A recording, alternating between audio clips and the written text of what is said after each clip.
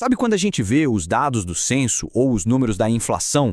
O que faz a gente confiar nesses números? Bom, não é só a matemática não. Por trás de cada estatística tem uma base, uma coisa invisível, mas que é absolutamente essencial, o código de ética do IBGE. É esse documento que sustenta a confiança de um país inteiro. Então, bora entender como é que isso funciona. E olha só essa frase da ex-presidenta Damali Bivar. Ela captura a essência da coisa. Esse respeito todo que o IBGE tem não aparece do nada, né? Ele é construído no dia a dia pelas pessoas que estão lá dentro e, claro, pelos princípios que elas seguem. E esse compromisso não fica só na ideia, não. Ele tem um nome e sobrenome. É um documento oficial. É o que transforma essa coisa meio abstrato que a gente chama de confiança em ações bem concretas do dia a dia. Esse é o Código de Ética do IBGE. Ok, então vamos começar pelo porquê de tudo isso. A missão principal desse código é uma só: garantir que todo mundo possa confiar nos dados. Porque pensa bem, são esses dados que ajudam a criar políticas públicas, que guiam investimentos, que fazem o Brasil se conhecer melhor. Então, ética aqui não é um detalhe, é o alicerce de tudo. Tá, mas o que é esse código na prática? Pensa nele como um manual de conduta. Ele diz direitinho quais são os princípios, os deveres e, claro, o que é totalmente proibido para cada servidor de IBGE. E a regra é clara: ética não tem hora para acabar, não tira férias. O que está escrito ali vale dentro e fora do trabalho, porque a reputação do IBGE vai junto com cada funcionário. E a base de tudo começa com essas virtudes, os chamados primados maiores. Repara que não são palavras técnicas de planilha, a gente está falando de dignidade, decoro, zelo. E olha que interessante, a consciência moral está ali, no mesmo nível de importância que eficácia e eficiência. Isso já mostra que o trabalho ali não é só número, e muito, sobre ética. Beleza. Agora que a gente viu esses valores, como é que eles viram regras de verdade para usar no dia a dia? É aqui que entra essa ideia de uma bússola moral para cada servidor. É o que vai guiar cada decisão.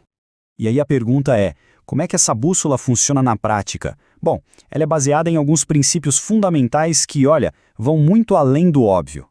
E o ponto aqui é super interessante. Esses princípios éticos vão além de só seguir a lei. Porque, uma coisa pode até ser legal, mas não ser honesta. O código exige mais. Ele pede um foco constante na honestidade, na busca pela verdade e principalmente em fazer o que é melhor para o bem comum. Aqui a gente chega num ponto-chave, que é um verdadeiro equilíbrio. De um lado, tudo que é ato administrativo do IBGE tem que ser público, transparente. Mas do outro, os dados individuais, esses são sagrados. As informações de cada pessoa, de cada empresa, são totalmente confidenciais.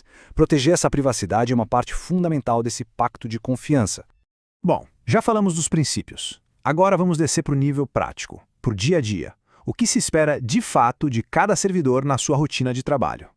O código coloca isso quase como um passo a passo para manter a confiança. Vai desde fazer o trabalho bem feito, com rapidez e eficiência, até uma coisa super importante: resistir a qualquer tipo de pressão por favores. Cada passo desses, quando todo mundo segue, é o que constrói a integridade do IBGE como um todo.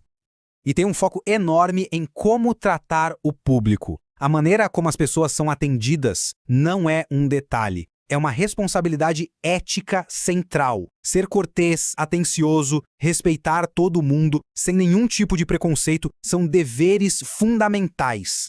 Mas não é só para fora. A ética também vale, e muito, do lado de dentro. Manter o local de trabalho em ordem, estudar, se manter atualizado com as regras e, olha que importante, ter a coragem de apontar alguma coisa errada que vá contra o interesse público. Ou seja, a responsabilidade é de cada um, mas também é do grupo todo. Ok, já vimos o que se deve fazer. Agora vamos virar a chave e falar sobre o que não se pode fazer. Porque tão importante quanto os deveres são as proibições, aquelas linhas vermelhas que não podem ser cruzadas de jeito nenhum. Pois é, para proteger a integridade dos dados e a confiança de todo mundo, o código é bem direto ao ponto sobre o que é proibido. A lista do que é proibido, das vedações, é bem clara, sem rodeios. O foco é basicamente impedir o uso do cargo para benefício próprio. Então, é proibido usar a posição para ter vantagem, receber presente ou favor para fazer o seu trabalho, ou sair por aí prejudicando a reputação dos outros. Mas olha, de tudo que é proibido, talvez essa aqui seja a linha vermelha mais forte de todas. Usar informação privilegiada para ganhar alguma coisa, seja para si mesmo, para a família, para amigos, isso não é só antiético, é uma quebra total de confiança. Imagina só o estrago.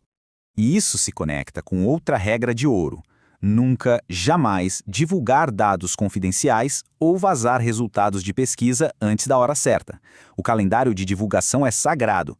Pensa só, vazar o número da inflação alguns minutos antes do anúncio oficial poderia fazer alguns poucos ganharem muito dinheiro e, ao mesmo tempo, destruir a credibilidade de todo o sistema. Certo, a gente tem as regras, os deveres, as proibições, mas quem é que fiscaliza tudo isso? Porque não adianta ter regra no papel se ninguém garante que ela seja cumprida, né? Vamos ver como isso funciona no IBGE. Essa tarefa fica com a Comissão de Ética do IBGE, e é interessante notar a descrição da função dela. A primeira coisa é orientar e aconselhar. Isso já dá a dica de que o foco é muito mais educativo, de prevenção, do que simplesmente sair punindo. Então, o papel da comissão é bem amplo. Eles orientam, educam sobre o que é certo e errado. Claro, se tiver uma denúncia, eles investigam. E outro ponto legal, eles também cuidam dos registros de conduta, que podem até ajudar na hora de uma promoção.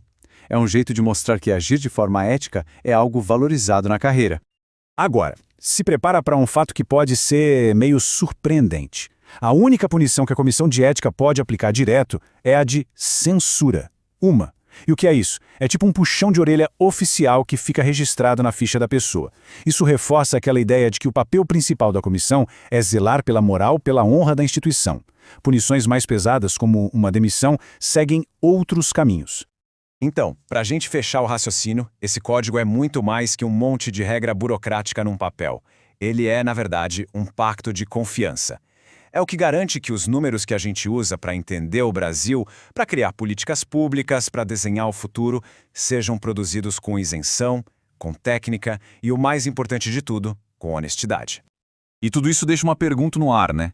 A ética no serviço público, como essa que a gente viu aqui no código do IBGE, é só um documento formal? Um monte de regras? Ou será que ela é, na verdade, o próprio alicerce onde a gente constrói a confiança e o futuro de um país inteiro?